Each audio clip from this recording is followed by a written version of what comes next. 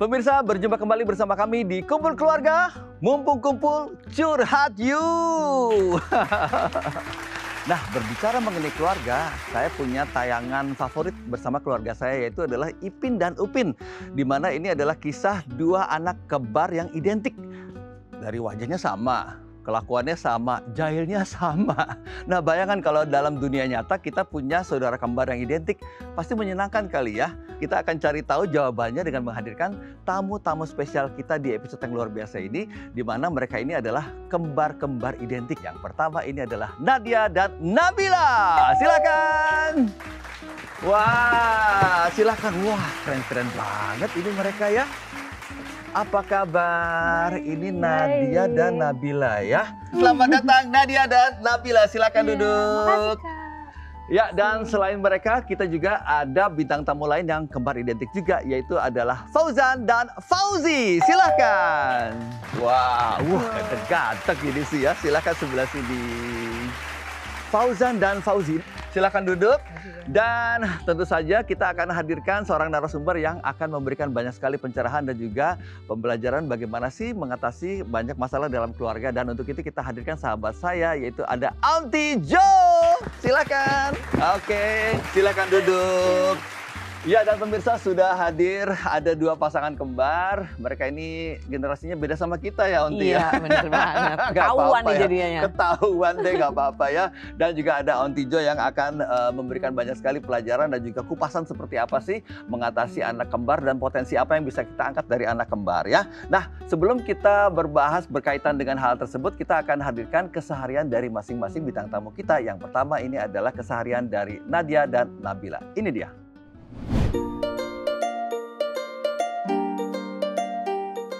Tak pernah disangka, jalan hidup berliku harus dilalui si kembar Nadia Tri Elvira dan Nabila Az-Zahra.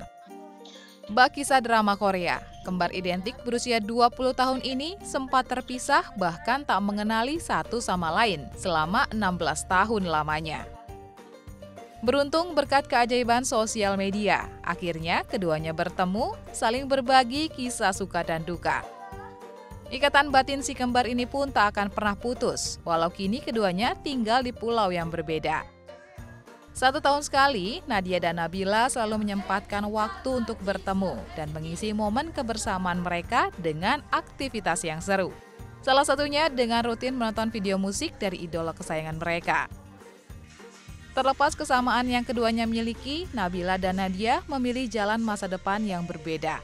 Nabila aktif sebagai konten kreator. Sementara Nadia memilih untuk melanjutkan pendidikannya di bangku kuliah.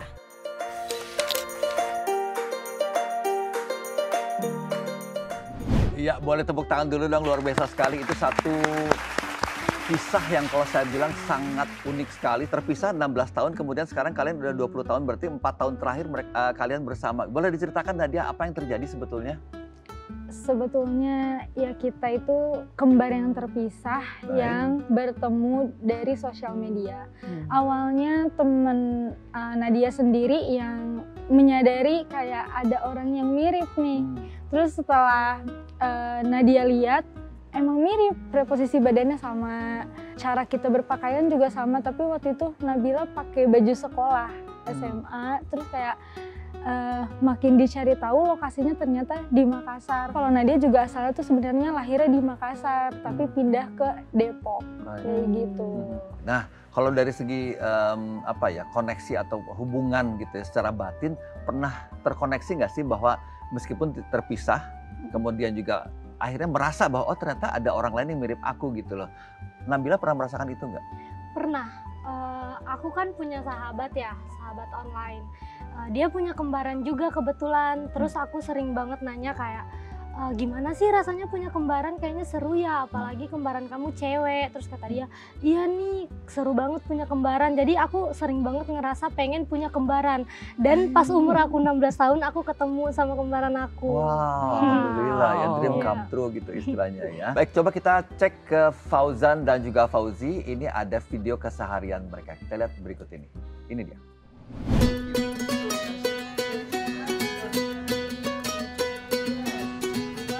Asiknya punya kembaran adalah istilah yang tepat untuk pasangan anak kembar yang satu ini, Maulana Fauzan dan Maulana Fauzi.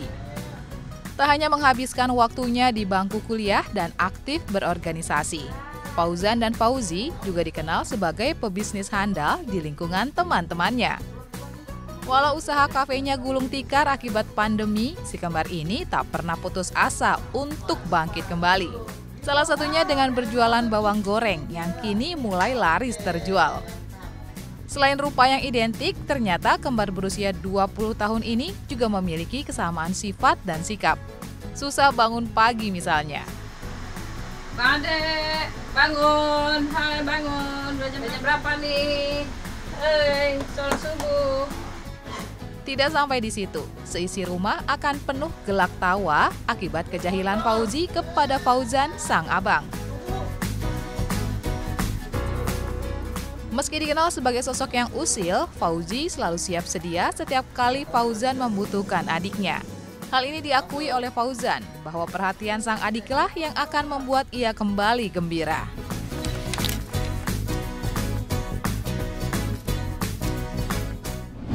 Iya, boleh tepuk tangan dulu dong, lucu ya kalau yang ini ya. Ini Fauzan dan juga Fauzi, kalian ini berbisnis bareng ya. Yaitu adalah tadi kalau nggak salah Pak, bawang goreng. Bawang goreng ya, untuk dalam kemasan begitu ya. Iya. Kalau dari segi pembagian misalnya pekerjaan kan ada namanya istilahnya tasking atau penugasan gitu. Iya. Fauzan atau Fauzi pegang apa masing-masing atau sama-sama barengan? Kalau itu kita bagi dua. Bagi dua ya? Kebetulan saya megang bagian produksinya, kalau abang saya ini pemasarannya gitu. Ini abang pemasaran karena apa? Karena memang lebih fleksibel atau gimana orangnya? Lebih aktif ke sosial. Oh, sosial media gitu ya. Wow, keren banget gitu ya. Tepuk tangan dulu dong, luar biasa sekali nih. Onti, kita lihat ini kan ada dua, ini saya senang banget nih episodenya, luar biasa sekali nih ya. Bagaimana dua kembar yang identik. Nah pertanyaannya, apakah ada kembar yang tidak identik? Ada, jadi kembar tuh ada dua, ada identik, ada fraternal. Fraternal? Iya, Okay. kalau identik itu yang kita lihat ya seperti mereka Sekarang ini ya? benar-benar kayak secara fisik itu sama. Nah itu biasa karena memang berasal dari satu telur yang sama. Baik. Nah sedang kalau fraternal itu berasal dari dua telur yang berbeda. Nah jadi biasanya ada perbedaan nih dari segi fisik. Misalnya kembar tapi mukanya beda nih, tingginya beda atau bahkan jenis kelaminnya misalnya beda. Oke, nah kemudian kalau kita lihat tadi kan banyak yang bilang yang namanya kakak itu adalah orang yang lahir duluan. Iya. Anak yang lahir duluan, kemudian si adiknya nongol kemudian istilahnya. Nah ketika lahir duluan itu apakah nanti secara genetik, secara perkembangan psikologis, secara karakter segala macam itu menjadikan dia seperti umumnya anak yang sulung? Jadi sebetulnya kalau kembar itu sebetulnya nih nggak ada kakak nggak ada adik, mereka tuh setara harusnya ya. Fakta menarik. Benar. Jadi kalau di perkumpulan kembar itu juga begitu, sebetulnya nggak ada sebutan kakak atau adik, tapi karena namanya kan budaya kita, budaya timur ini selalu mengutamakan kayak ada panggilan yang dihormati gitu kan. Nah jadi adalah istilah kakak dan adik, makanya akhirnya dikasih label lah kakak dan adik. Nah kakak adalah yang lahir duluan karena dari jamnya kan dia yang duluan gitu kan, dan kemudian yang belakangan adalah adiknya. Nah tapi menariknya tadi sama sekali tidak berpengaruh terhadap tingkat kedewasaan, tidak juga berpengaruh terhadap misalnya contohnya perkembangan kedewasaan emosi, karena itu semua perkembangan kedewasaan, emosi, intelektual dan sebagainya itu murni memang berdasarkan dari pengalaman sehari-hari, kemudian dari hal-hal yang memang dilakukan oleh mereka, pembelajaran-pembelajaran yang didapatkan dari lingkungan dan juga pola asuhnya. Onti Jo, kalau sekarang kita nih sebagai orang tua punya anak yang kembar, treatment apa yang harus dilakukan? Apakah memang kan banyak sekali ya anak kembar itu kasih baju yang sama misalnya gitu, terus makannya sama, semua segala macam disamain, atau sebaiknya malah dibedakan sama sekali? Sebetulnya adalah dibedakan.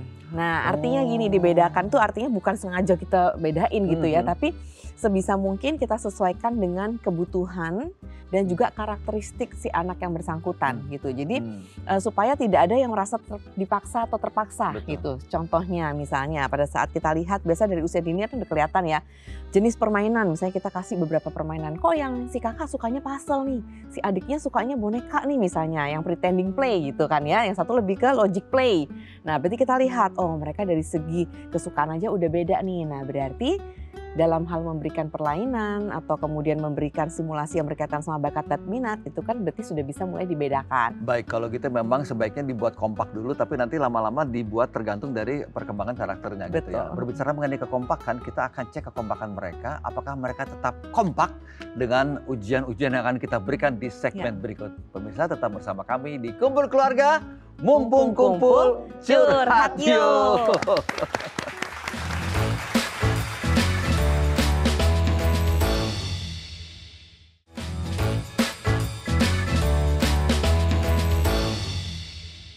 Ya pemirsa, masih bersama kami di Kumpul Keluarga, mumpung kumpul, curhat yuk.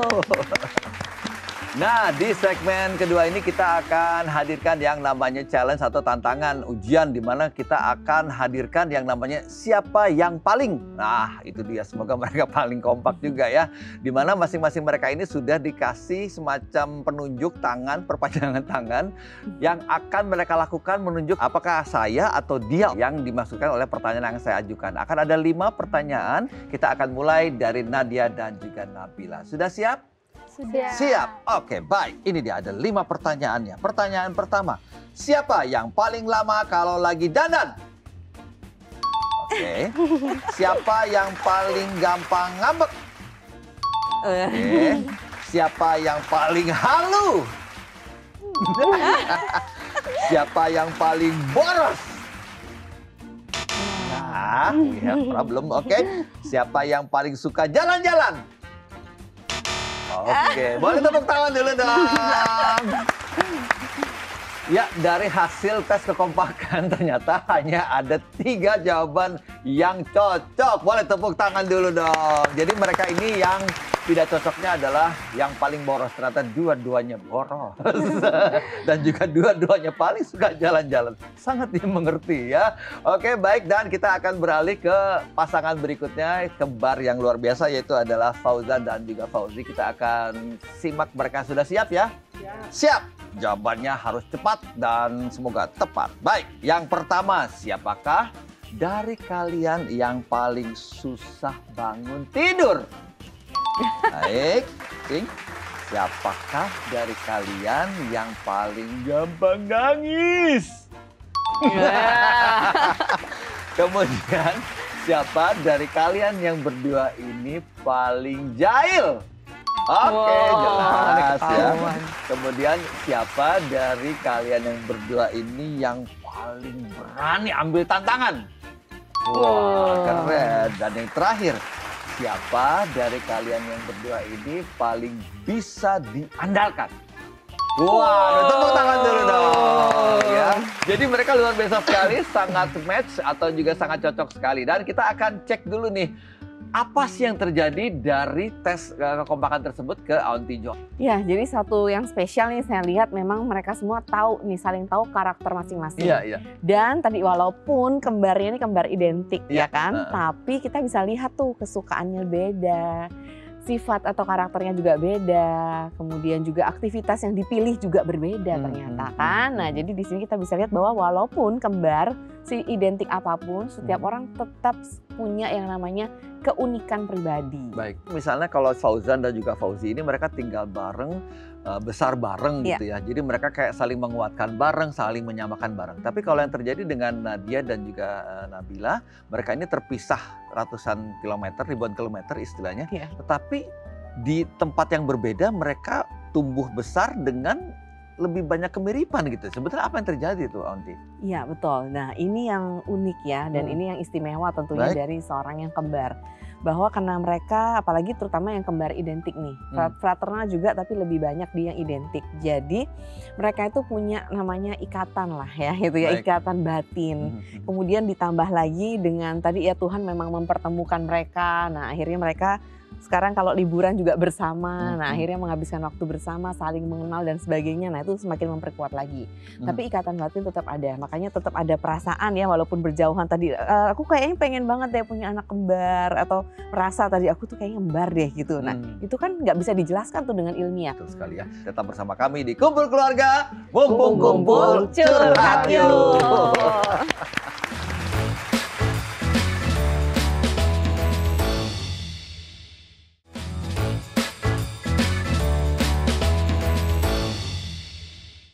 Ya pemirsa, masih bersama kami di Kumpul Keluarga. Mumpung kumpul, curhat yuk.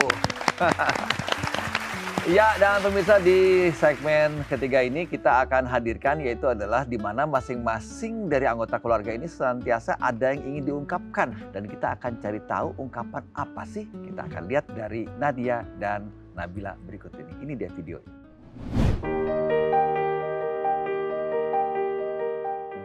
16 tahun aku sendiri, terus pas tahu punya kembaran itu campur aduk banget. Aku awalnya tuh takut pas ketemu Nadia itu nggak sesuai harapan dia gitu kan. Tapi ternyata dia sebaik itu, dia bisa jadi pendengar yang baik buat aku. Tiap aku ngeluh dia tuh sering banget kayak nge-support kayak, iya lu bisa, lu nggak usah takut buat melangkah lebih jauh gitu. Makasih banyak udah jadi kakak yang terbaik buat Nabila. Kamu udah nge-support aku, bener-bener bisa ngeyakinin aku kalau aku tuh bisa.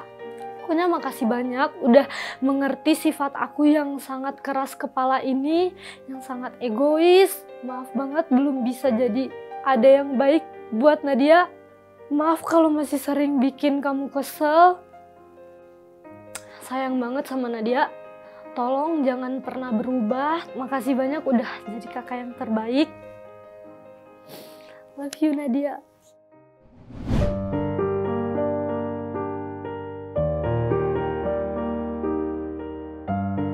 Di awal aku ngerasa belum bisa menyesuaikan sifat aku sama Nabila. Dan aku ngerasa kita mempunyai perbedaan, tapi secara waktu bersamaan aku juga mempunyai kesamaan yang sama seperti Nabila. Seiring jalannya waktu, aku jadi bisa lebih kenal sama Nabila, jadi aku bisa lebih menyesuaikan dan bisa merasa lebih cocok sama Nabila.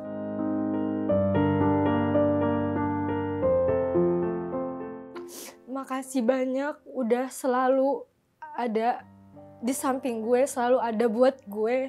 Meski lo jauh di Makassar, gue di Depok, tapi gue selalu ngerasa kayak you always right by my side. Karena apapun keputusan yang gue bikin, apapun hal yang gue inginkan, selalu lo bantu. Jadi gak ada kata yang lebih bisa mengekspresikan betapa bersyukurnya gue ke lo selain terima kasih. Gue tahu kalau lo berharga buat gue. Gue harap lo juga bisa merasakan rasa sayang yang gue tiap hari kasih ke lo meskipun gak terlalu terlihat. I love you Nabila.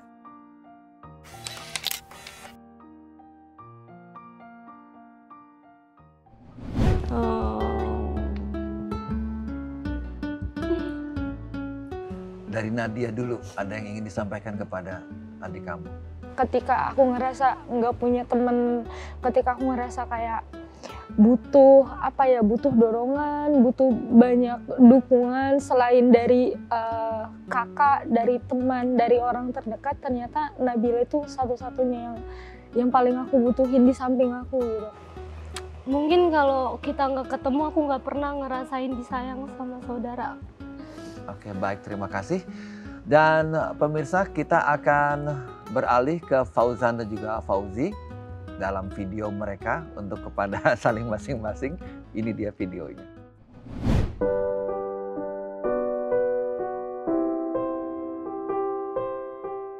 Kalau dikenal sih sosoknya sih ya mana ya, semangat lah, paling semangat dia sosoknya. Walaupun tipikalnya agak rese, tapi dia mau dilihat tuh paling semangat gitu dalam aktivitas dari bisnis, dari organisasi di kampus. Dia paling semangat. Kalau di rumah sih agak males lah, petakilan gitu sih. Sayang banget sama Poji, ya kalau bisa selalu bersama, selalu melengkapi suka dan duka. Pokoknya yang dalam hati tuh ya aku tuh sayang banget sama Poji itu. I love you Poji.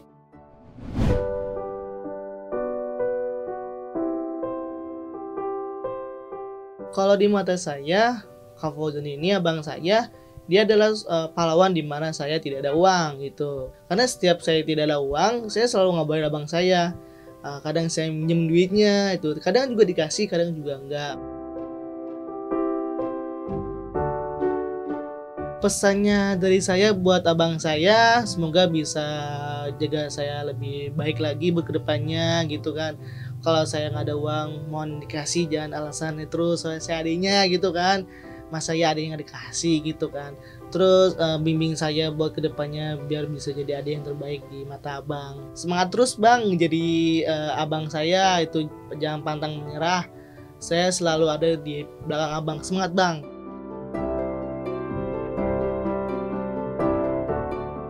I love you bang, sarangnya bang.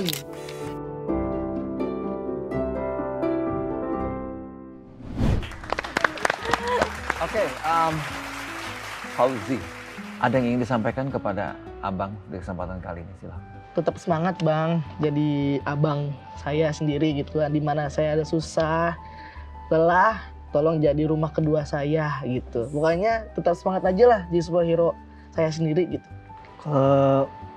Menurut saya di mata saya tuh emang adik saya tuh emang ada agak nyebelin juga.